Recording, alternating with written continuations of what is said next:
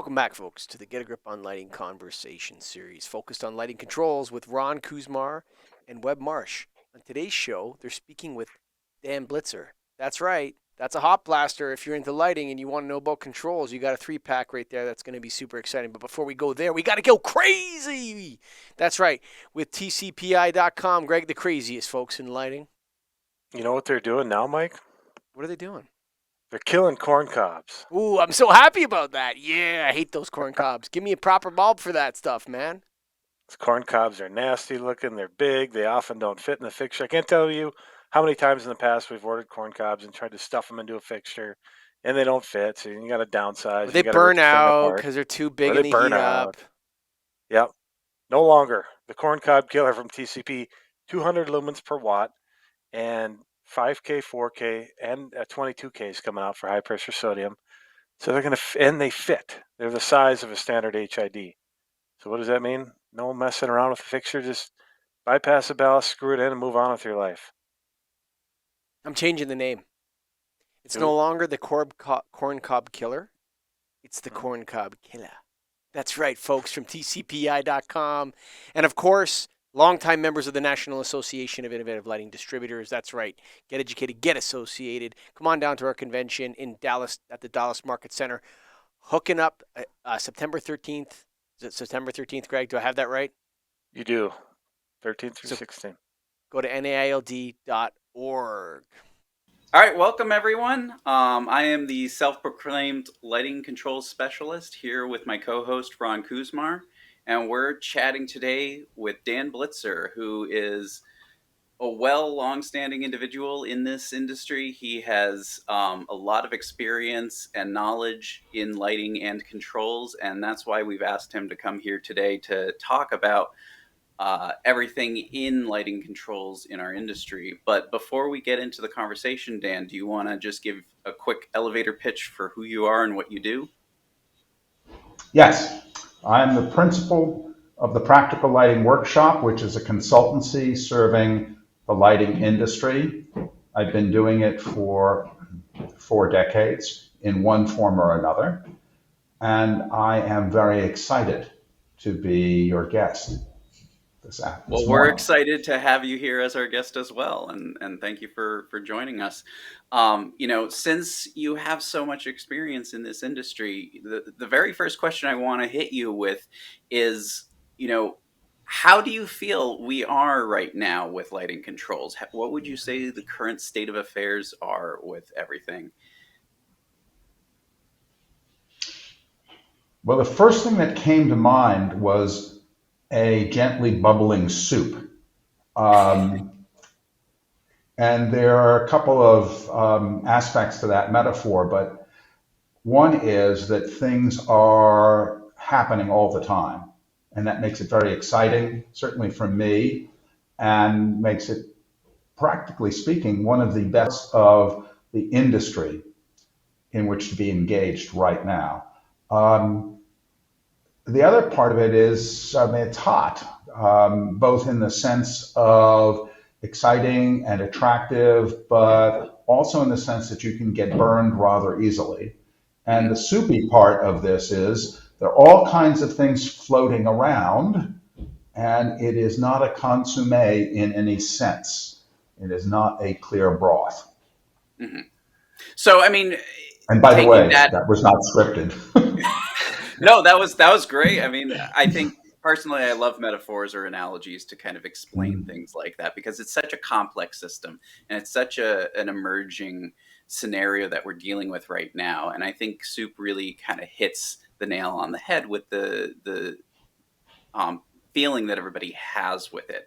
It's not a puree in the sense that everything's blended perfectly.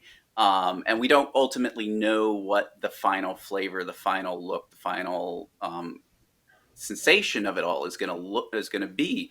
But at the same time, looking at it in contrast to the past, you know, where were we in the past? Were we a thin broth? Were we, undiced carrots? Like, what was the past like to get to this point? Well, I think I'm going to close the kitchen for a moment and Sure. say, I think if I go back to when I joined the lighting industry, there might have been very few different languages spoken. I don't mean that in the technical sense that we would use it today with different controls protocols, but in a much more basic sense that there were theatrical controls, there were conventional mechanical switches, and there were emergent, I think is as good a way of describing it, architectural controls. Relatively few players outside of theatrical. And in the architectural world in which I was active initially, there was only one name that most people used for any form of dimming control. So would we say it was simpler? Certainly the case.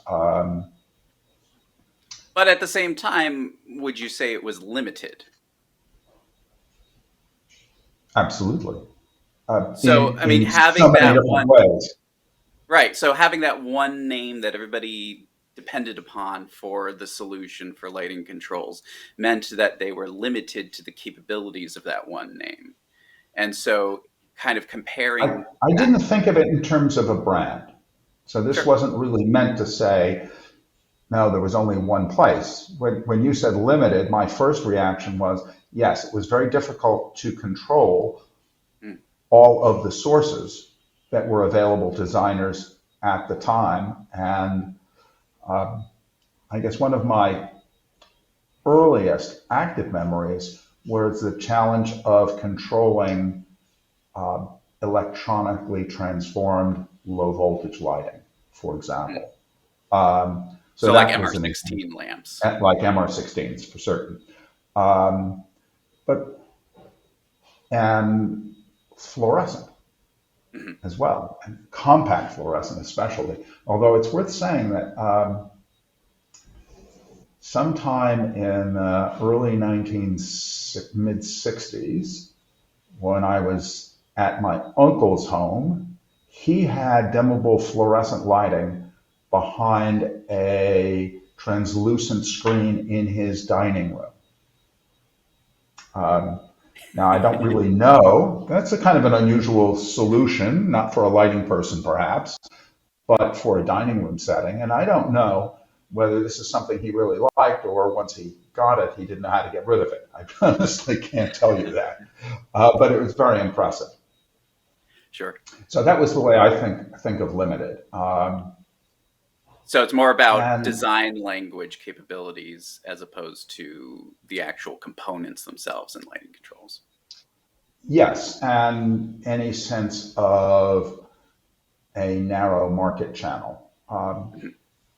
To some degree, it was more fluid in the sense that there were not luminaire manufacturers also in the lighting controls business until the mid 1980s. Architectural luminaire manufacturers. I think Mhm. theatrical luminaire manufacturers were doing both long before it happened in architecture. So it was as if um, anybody's incandescent lighting equipment could be controlled with the available technology at the time. And although that is limited, it also is rather broad and universal in a respect that we don't really enjoy today. For Not sure. I mean, technologically, but commercially. right. So, I mean, having that capability of knowing that if you say, I want this incandescent to dim, you will get what you expect from that, no matter what happens on the project, so long as a dimmer is provided. Is that what you're saying? And it's line voltage if And we're it's line going back in voltage. time. Right, right. So back in Going time, I back. mean, it was a simpler time. It was a little bit more easy to ensure compatibility with things.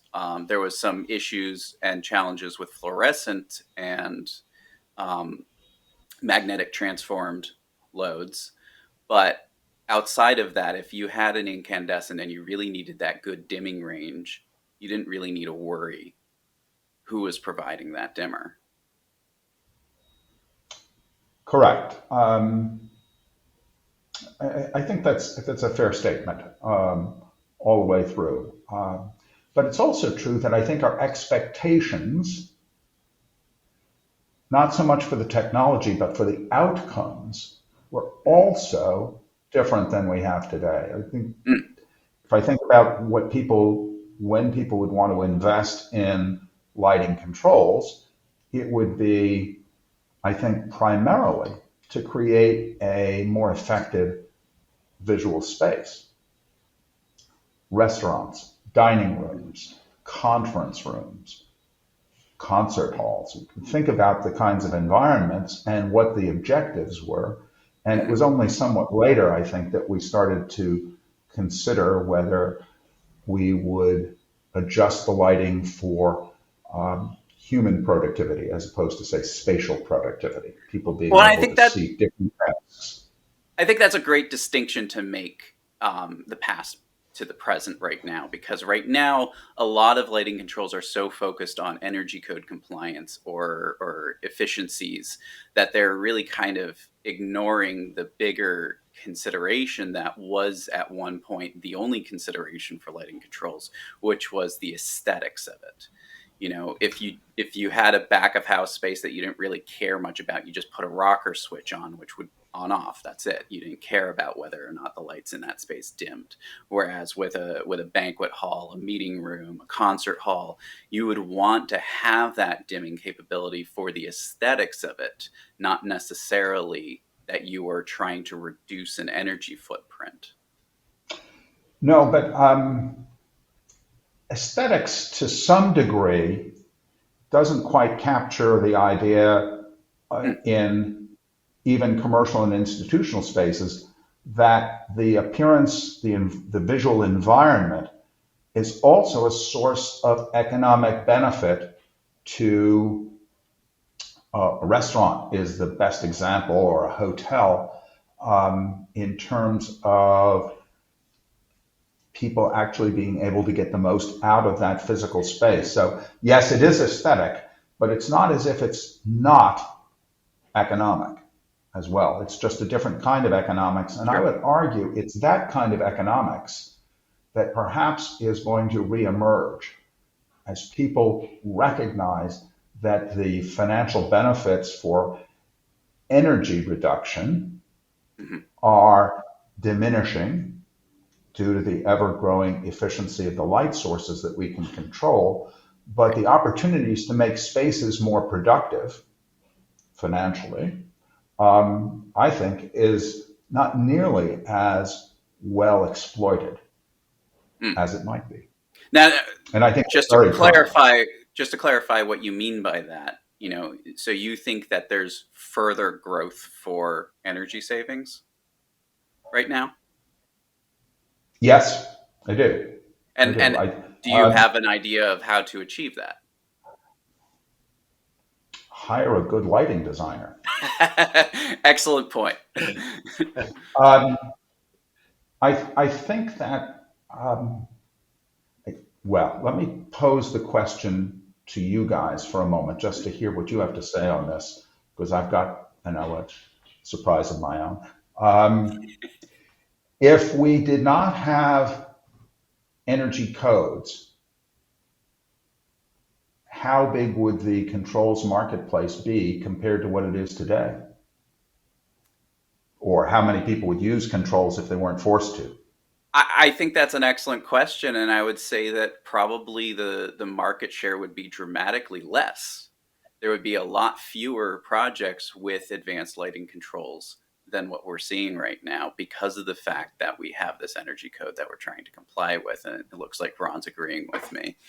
Yeah, it would. It would entirely depend on the environment, right? If we didn't have energy codes, everything would really hinge on the environment. Restaurant, theater, right? What is the venue? What is the space? And that would define what the control solution required, if one at all was. And it's also true that some commercial spaces might use basic occupancy sensing controls, Sure. provided they didn't have to go into the executive offices, but could, so to speak, be applied to everybody else. We do some things like that. So what I meant when I said there's more opportunity in energy-oriented controls, it is to make them more friendly to the users, smarter, Definitely. to make the automation aspect of it seamless, and perhaps to condition us to the use of less light overall. And I think Go ahead. Sorry. I think one of the things that you were really hitting on, which I think is something that's a recurring theme in this podcast, is the fact that getting users to be more familiar and comfortable with it. I mean, that was one of the things that Ron was talking about in our previous one with Steve Mesh, where basically 6 months later, the owner requests Ron to come back and just disable all of the components that he programmed to meet energy code because the owner hates it. And so, getting that buy-in, I think, really is the component that we're missing right now to ensure energy efficiency has a long-standing presence. Yeah, and just to jump in on that real quick, I would also want to ask you, Dan, how do you feel? You mentioned people's expectations, and I'd like to go back to that for a second and ask you how you feel users, not designers, users' expectations have changed, because we see it a lot where, whether it's from the design side or from owner's side, based on budget a lot, where they'll select fixtures or fixture types that are dimmable. They'll put in controls, but maybe they're not dim to zero. And I understand the application doesn't always require that, but a lot of times we'll hear it's good enough, right? It dims to 10%. It's good enough. And I don't know how often the end users are consulted about some of this, but seeing what we see with control systems being pulled out more often than not, what do you feel sort of the end users' expectations are for some of these systems? Let me start by saying I think that industry's expectations suck. That is No disagreement here. Yeah, that that's is good. to say, I think that users have much higher expectations for satisfaction than Yes. our industry has been able to deliver. Some of that may be that in a dynamic industry with evolving technologies, which has certainly been characteristic of the time I've been able to spend in it, we get used to a period whereby users are the test bed for the technology, and things take a relatively long time to stabilize. I don't think that's unique to lighting. I think it's characteristic of an innovation or dynamic model of an economy. And I think we in the United States, by the way, are very fortunate to have that kind of a dynamic model. Maybe not as dynamic as some other economies and countries, but certainly better than many, maybe better than most. But the point is that does condition you to things taking a while to work out all of the kinks. And so I think that this has somehow crept into the engineering expectations in companies that it's important to be first. It's important to be first and not worst, but it's not necessary to be best. And there's certainly plenty of strategic writers who have made that point. That is to say, by the time you get your product fully perfected, 15 other guys have already eaten up the geography. And I think that this does promote a sense of, well, we'll get it out there and we'll improve it in version 10.5, however long it takes to get there all the way through. So, I mean, that's one aspect of the expectation. But let me flip this around and say, my expectations are that I'm going to go over and press a switch or a button on the wall and things will behave like they used to. But I think a younger generation, which is not so hard to find in my case, has an entirely different expectation, which is to flip out an electronic device, have ready, seamless access to multiple devices, some lighting, some others, and be able to press a button or have the system learn preferences and anticipate them.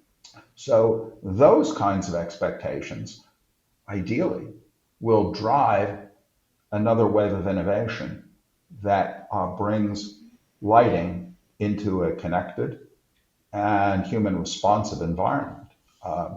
And of course, if it isn't right, somebody someplace in Silicon Valley will know that and will tell it what to do to make you happy. Or if that doesn't work, tell you what to do to make it happy. There are some issues with this, but when you ask what my expectations are, my expectations are not that we're going to perfect our current model, but that we're going to evolve into a different, technologically perhaps more complex, but experientially simpler.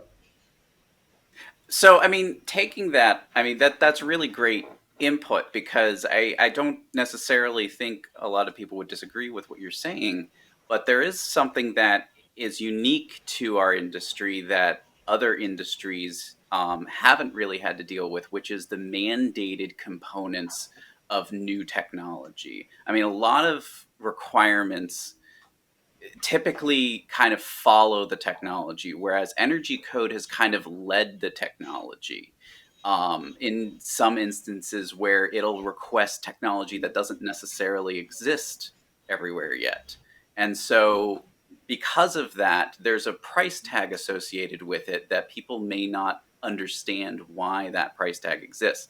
Unlike, let's say, for instance, a car, an automobile. You know, people understand that a car is going to cost a certain amount of money because there's, you know, requirements, safety measures, emissions requirements that come out that make sure that the vehicle meets doesn't make the world worse and also doesn't kill people out of, you know, just not working correctly.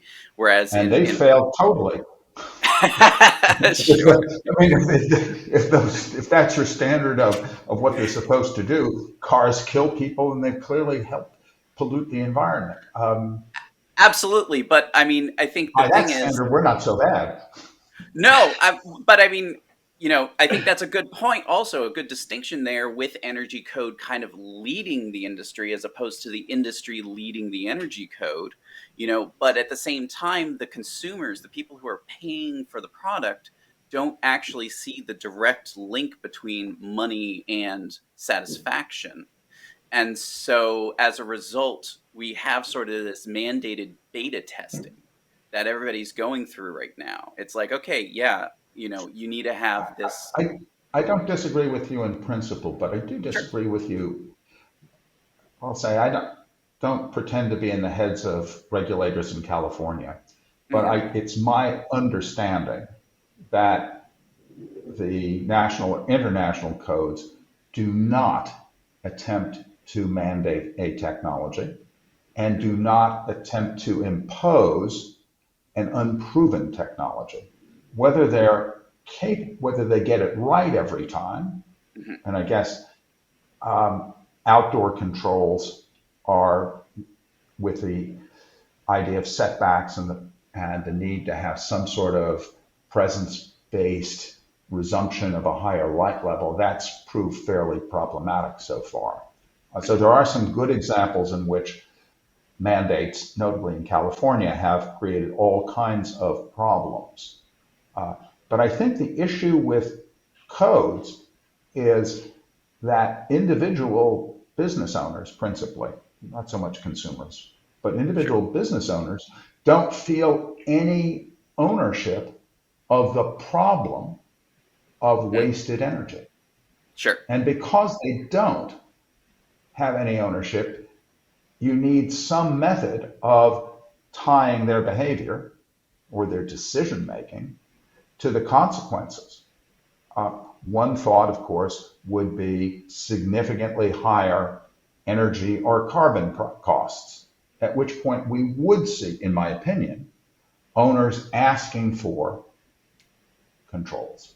Right. But absent that, our only choice is to force people to do what's necessary because they won't do it So, themselves. so I mean, the solution to this challenge, then, from what I'm hearing from you, is to make it so that an intelligent lighting control solution is the cheaper alternative to whatever exists outside of having an advanced lighting control system, which is not currently the perspective. I don't know if if that's an agreeable thing or not to owners that okay, I buy an advanced lighting control system, it's going to be more expensive, and therefore it's cheaper to just get rocker switches everywhere.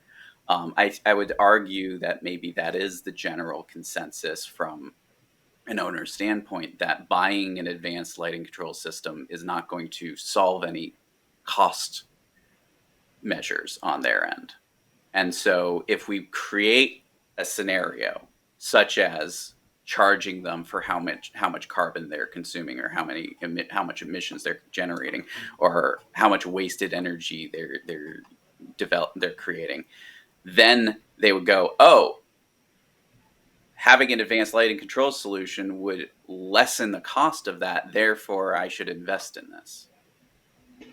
The only modification I would make to that is to say then an energy focused control system Sure. would certainly make sense for that. Yeah. If we get a the theatrical degree to- system installed, then that would be a whole other issue. Well, no, what I meant by that is one of the products that tends to get removed at owners' requests are occupancy sensing devices. Yep. And that's a pure energy play. It's not a complex technology. It just doesn't work consistently enough for people to feel comfortable with it. Well, I also think it's a lack of training, right? Not to step on your toes, but I think part of it from end user standpoint, based on my experiences, is a lack of proper training. Most sensors get installed and they get left in their adaptive technology mode, right? So they adapt themselves based on the time duration of how long they stay on, and the time that the timeout settings, and a lot of people leave it in that sort of adaptable learning mode. And what ends up happening is a lot of these systems are commissioned at the end of construction. There's a lot of people around, and then everyone disappears. And the sensors start to do weird things, and the owners come in, and then all of a sudden the sensors aren't responding the way they want, because for the longest time there was no one in the space. And it takes 30 days or so for these sensors to relearn. So I think a lot of times there's more case to put sensors into specific settings. This is a 10-minute timeout. This is set for this range, because those adaptive sensors will adjust themselves. So I think a lot of times I end up being able to convince people to leave the sensors in by tweaking the settings and then asking them to live with it for 30 to 60 days, and then we'll go back if we need to. But more often than not, we can get them to a happy place. So how would you create a rule to resolve this problem? Would you say manufacturers shouldn't ship sensors in adaptive mode? Installers should not select adaptive mode? That the system should be put into let's call it a safety mode, one where it isn't too long, it isn't too short, and then you get it recommissioned after 3 months? Yeah, I mean, I think a happy medium would make a lot of sense, whether that's a 10-minute timeout, a 20-minute timeout, whatever sort of, everyone decides is the right thing as far as an industry, manufacturers, and users. But I think that would make more sense than shipping them in adaptive, because they get left like that. I mean, most of these installations, when there's not an integrator involved, are installed by the electrician. And the electrician doesn't know or doesn't care to know, right? And so that's part of the problem. So if sensors were shipped with very specific settings that we knew were just going to work out of the box and not be adaptive, I think that would be a better play unless there was an integrator involved who could then reprogram them later. Mm-hmm. Now, when you say most sensors are shipped in an adaptive setting, does that include, for example, luminaire installed sensors that would be in a typical office or school, or wall box controls? Or are we talking about something more sophisticated than I'm thinking of?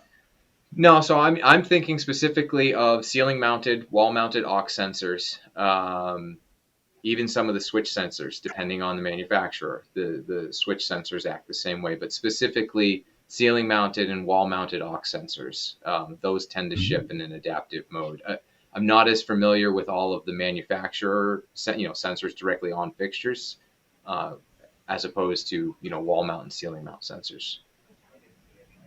And I don't know either. It's always my sense that if you're going to put a sensor in every luminaire in a classroom, or every other luminaire in a classroom, instead of a single one or two in that same 1,000 square foot space, you're going to economize on it if you possibly can, so that people won't object to putting in a dense array.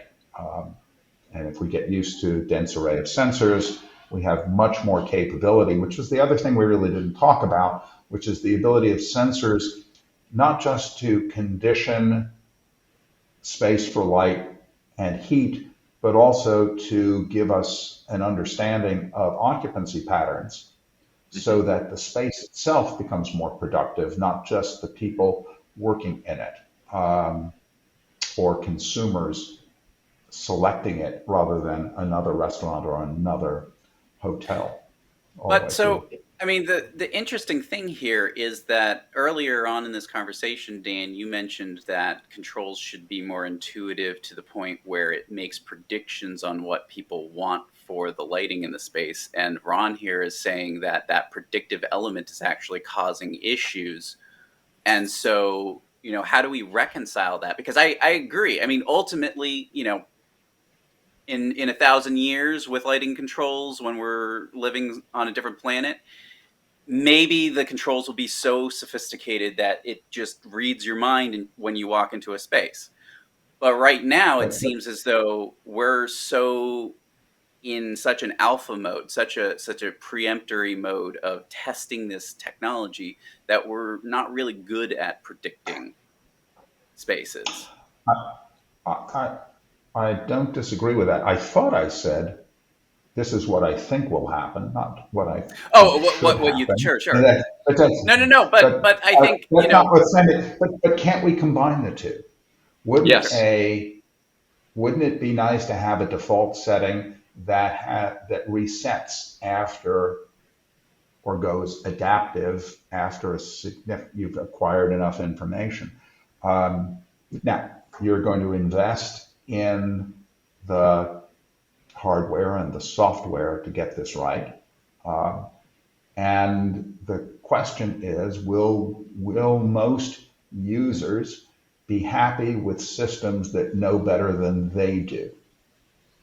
We will, I mean, it's easy to say of a conventional wall switch occupancy sensor, if you leave the room and forget to turn off the lights, it will do it for you. That sounds really neat.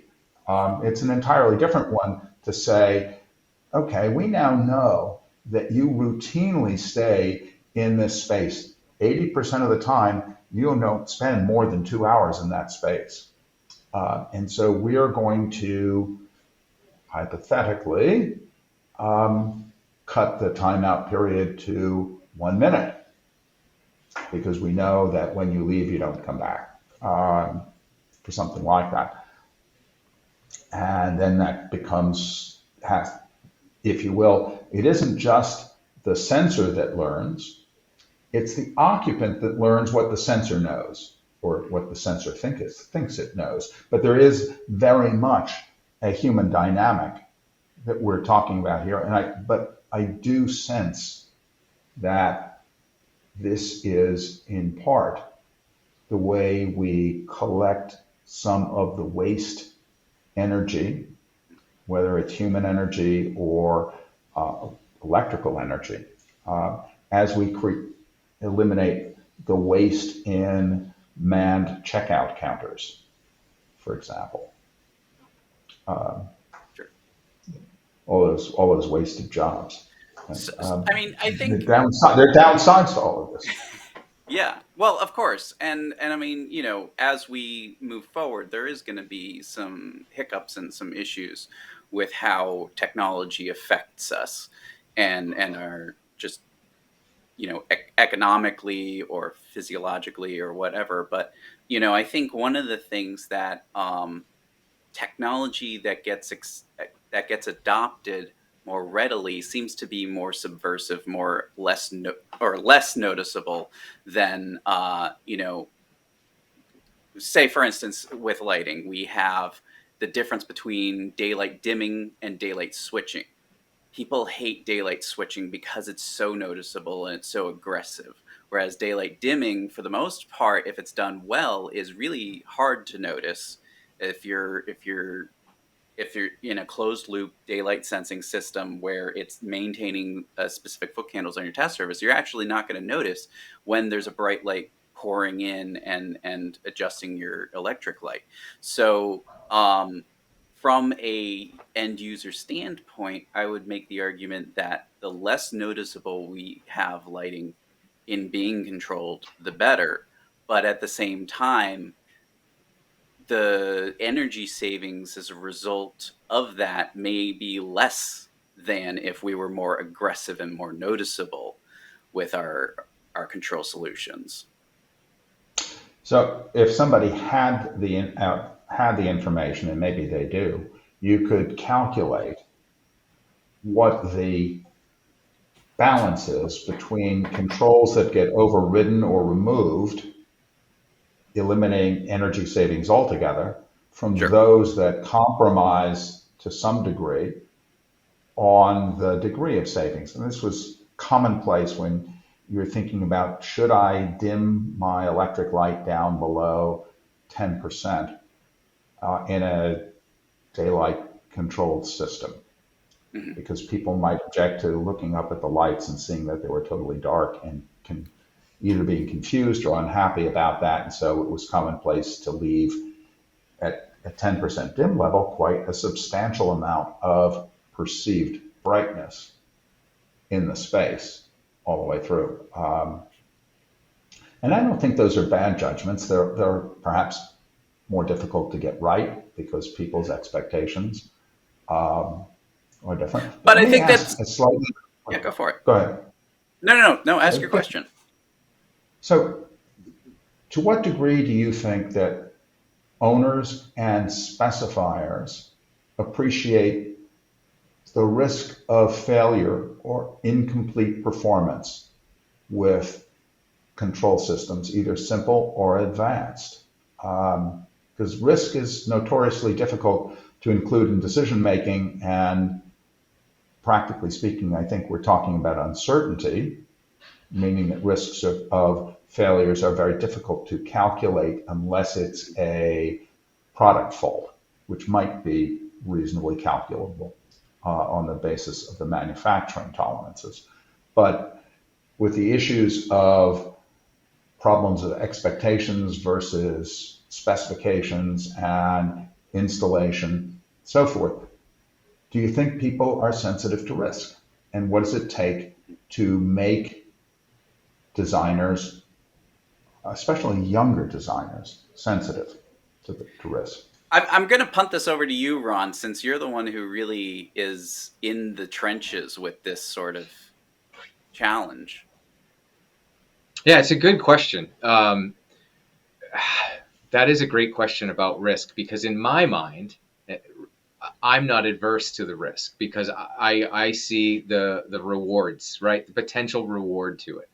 So I'm not adverse to it, but I also have both in getting them to work and in fixing them when they don't.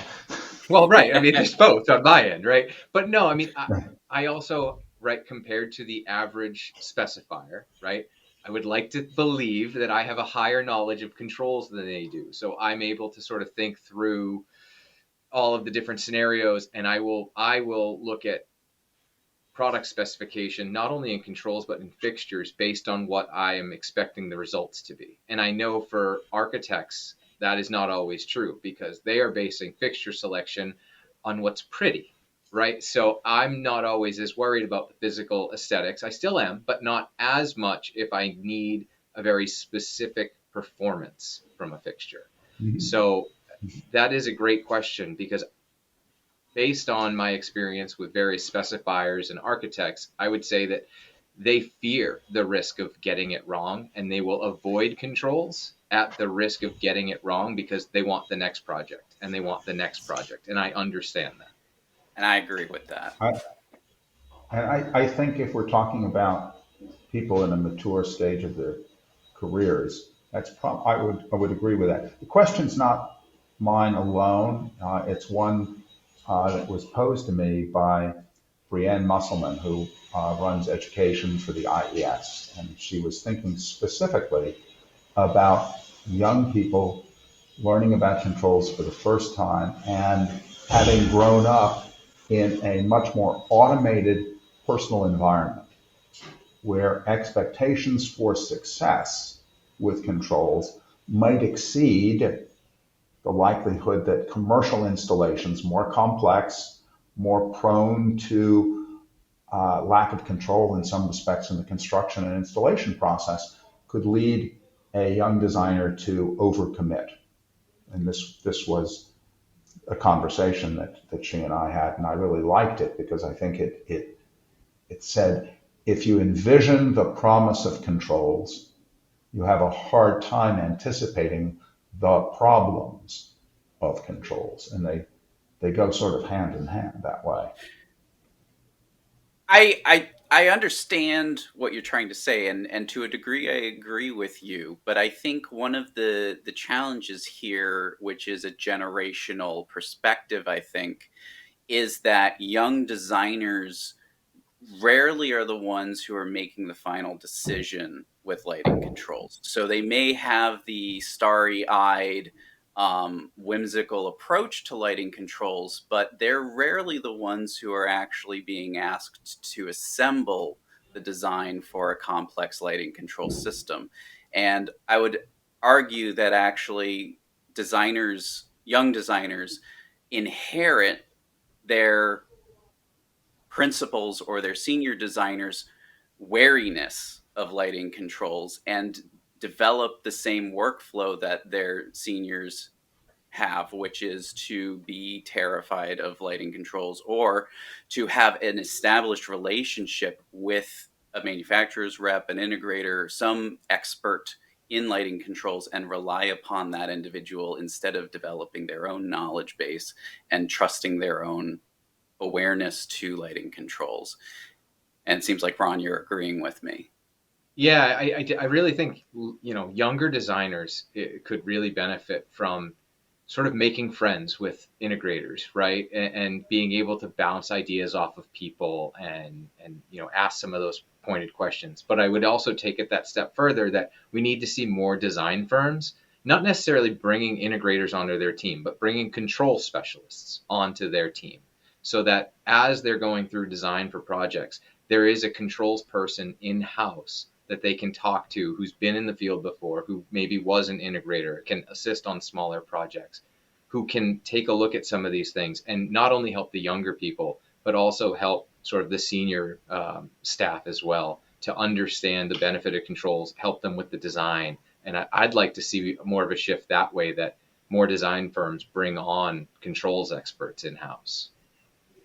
So, Ron, if you were to think about the project holistically and thought about the cost of an integrator added into the team, where would you carve out the redundant work that the integrator, if you bring an integrator on board, Yep. Two things should happen. One is the project goes more smoothly, so there is a benefit in terms of faster and higher percentage attainment of goal. Yep. But at the same time, the integrator was doing certain kinds of things, presumably, that somebody else was doing and no longer needs to do. Before we get into Or the answer, is I that an just illusion? well, I want to clarify. What work specifically are you referring to? Because I'm curious if my I'm referring to understanding. whatever Ron wants to say it is. Go So for it, no, Ron. I would say, right, I'm looking at specifically integrators should be brought onto projects because here my take on it is there should be a controls person on staff at the design team. And that person does not have to be the integrator, but they can assist with the controls design or the at least basis of design, right?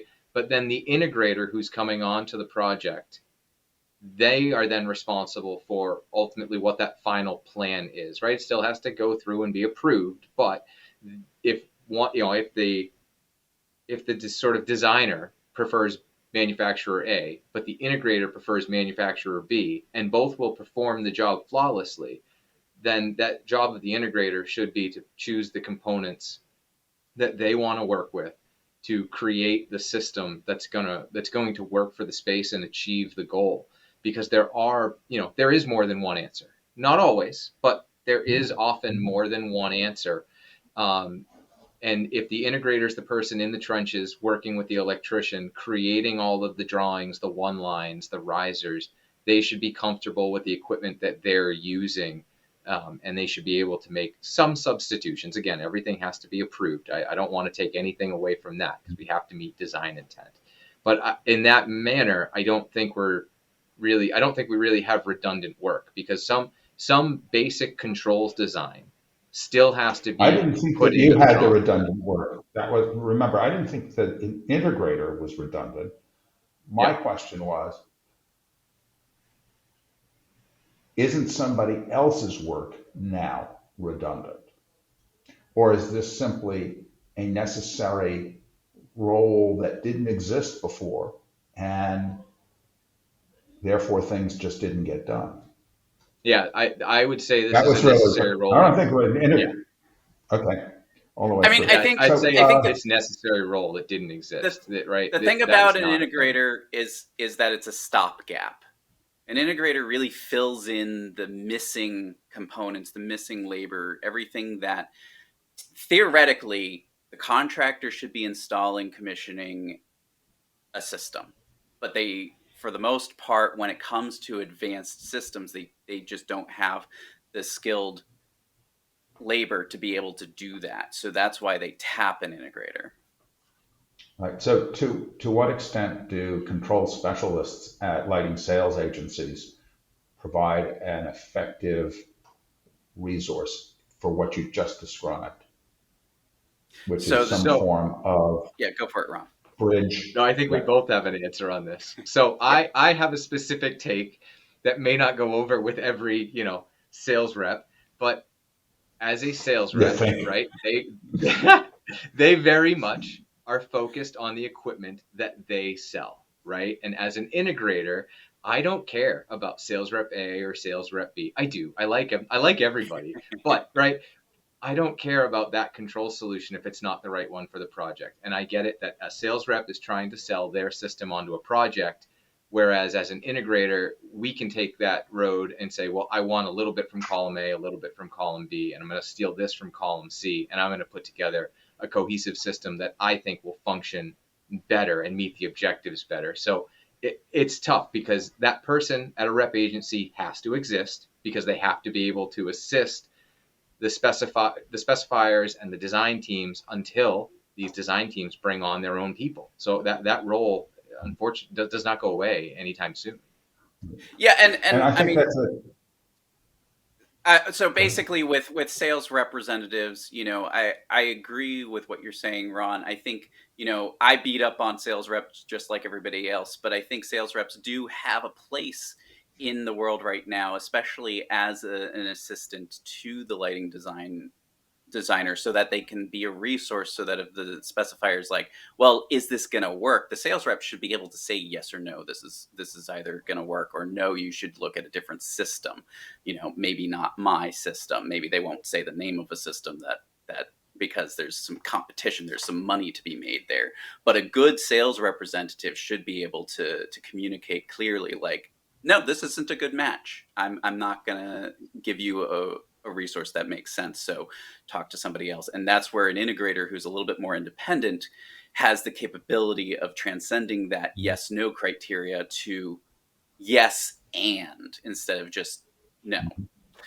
So, Right. And some integrators go on to become specialists within sales agencies. I do think it's a mouthful to say a control specialist within a sales agency, but it's a somewhat more accurate term than a sales representative, given that the technical background that at least most of the ones that I've had the pleasure to speak with, and even those I've had no pleasure to speak with, bring an awful lot of experience and broader technical knowledge than just the specific product lines that they happen to be representing at that time. But well, and I think, oh, no, go ahead. Finish your thought. Sorry. I have a two-part question. The first part of the question is, to what degree do you think that there is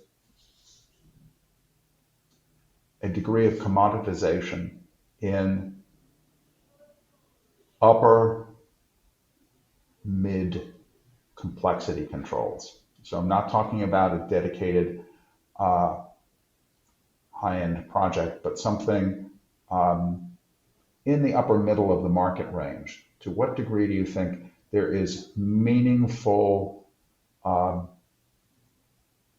could say commoditization, or I could say common capabilities and reasonably established performance?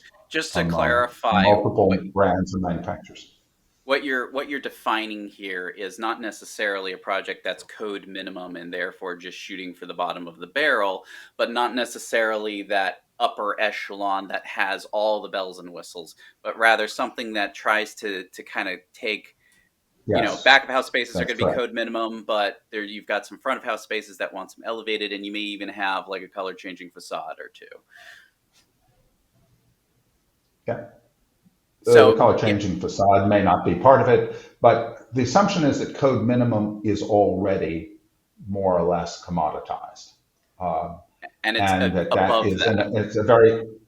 and that's an appealing feature for many owners. But something that's a little bit more demanding than that. To what degree should owners say, yes, it isn't really a matter of selecting a product and brand that can. I would say that there's several actually will be able more. to do this. There's probably more brand alignment or preference in this category than in other categories, because with code minimum, for instance, it really doesn't matter which brand you're going with so long as it's not on your blacklist if you've had a bad experience with a brand.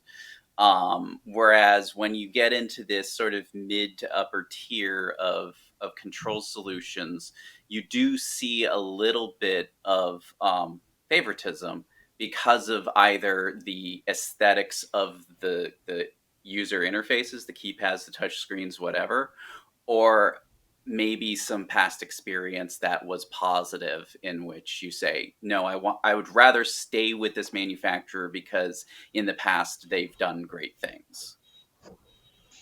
So that would argue, among other things, for the role of the agency that happens to support the brands for which there is preference. Now, clearly the marketplace is going to be filled with firms that have different preferences. But my own experience says that having the right team involved, and that team means going all the way through from the design and manufacture of the products through its specification, installation, commissioning, and troubleshooting is probably more important than some small elements of technical performance. And I believe this is true in every aspect of design and construction, that savvy specifiers are very conscientious of the risks they take when they stray away from a proven team and product for something. Because But I surely when think you go through best practices, one of the ones that's right up at the top is work with a good, knowledgeable, experienced team, yes. because you can't anticipate everything that's going to go wrong. And it's nice to have some people who do that all the time and whose judgment you trust.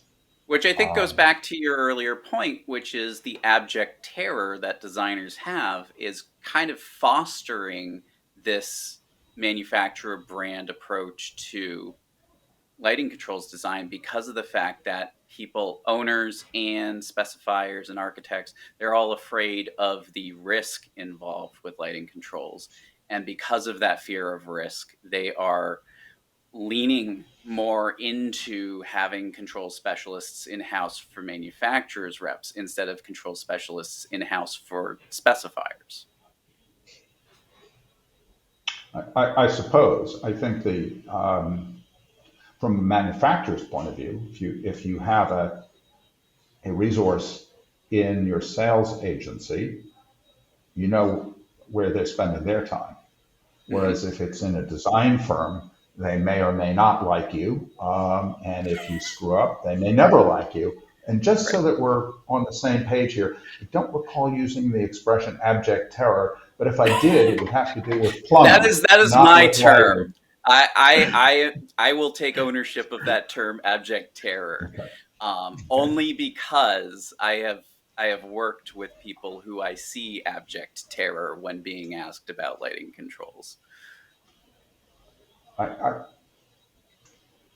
I think it's fair to say that you can look at a physical luminaire, you can look at its performance data, and have a pretty good idea of what you're looking at and what it will do.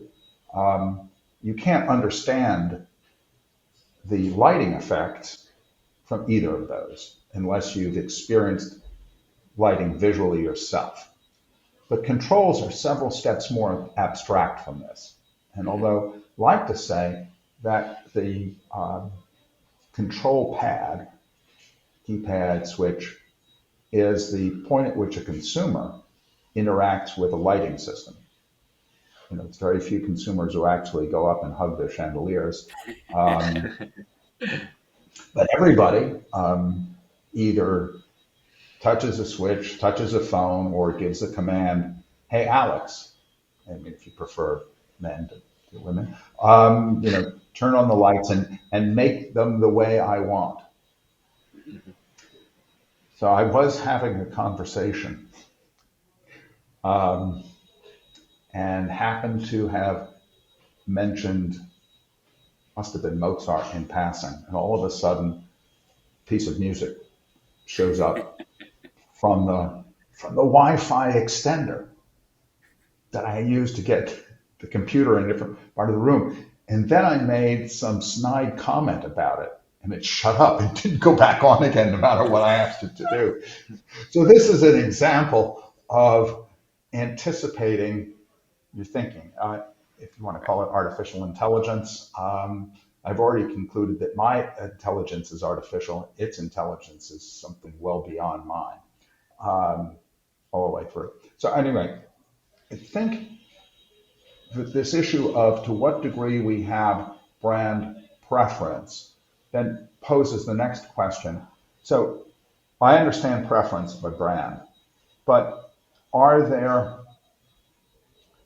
clear lines that demark certain kinds of projects and control requirements that will say, okay, and if this is what I want the controls to do, these are the one or two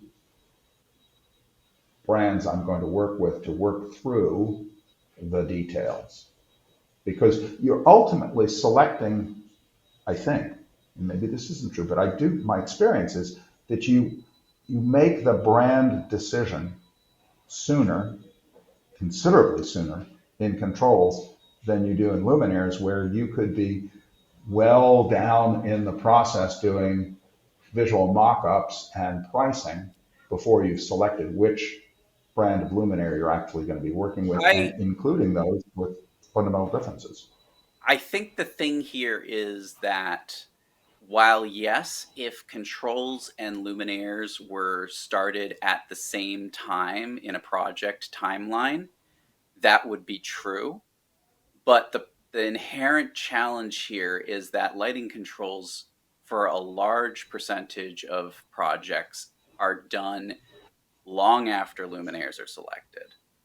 And so it's more that people have this rushed approach to lighting controls, and that's why there's this jump to a brand than there is this So pre-selection at the outset of a project.